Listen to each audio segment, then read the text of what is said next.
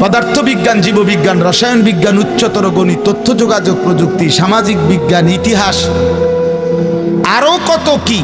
এত কিছু তাহলে তোমারে পড়াইলো কেন? কি বানানোর জন্য?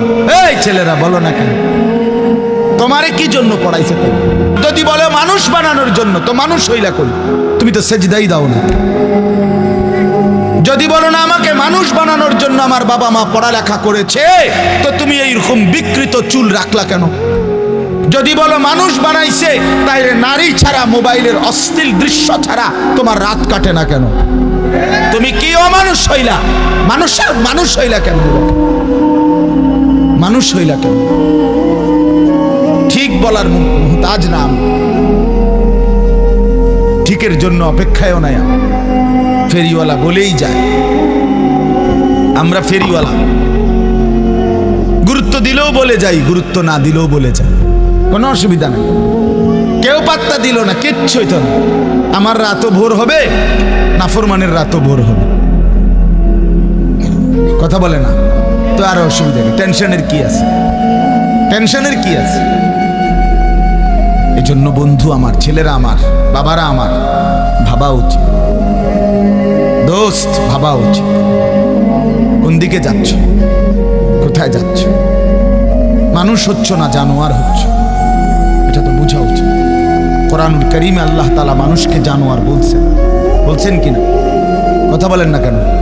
হ্যাঁ, উলাইকা কাল আনআম, আল্লাহ বলছেন এরা মানুষ নয়, বরং এরা মানুষ রূপী জানোয়ার। আল্লাহ বলছে ইনহুম ইল্লা কাল আনআম, তাদের পরিচয় আর কিছুই নয়, শুধুই জানোয়ার। কোরআনের আয়াত। তাহলে কোরআন বলছে কিছু মানুষ মানুষই হয়, কিছু মানুষ জানোয়ার হয়। তাহলে এটার পার্থক্য কি? কি হইলে মানুষ হয়, কি না হইলে জানোয়ার? এটা শুধুই এই বৈষয়িক কয়টা বইয়ের পড়া না।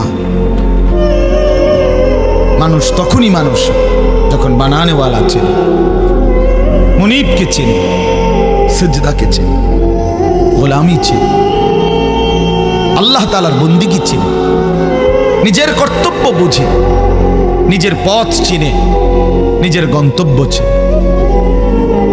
চিনে। দুনিয়া উপার্জনের শেষ মাথা কোথায় কেউ জানে না।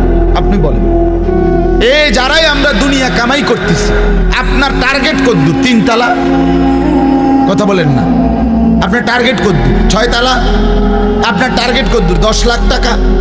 আপনার টার্গেট কদ্দুর? 2 কোটি টাকা? না, এমন কারো।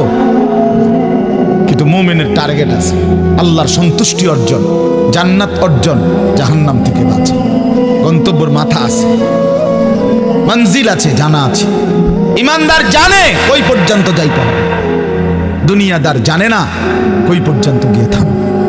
সে থামবে সেদিন খোদার কসম।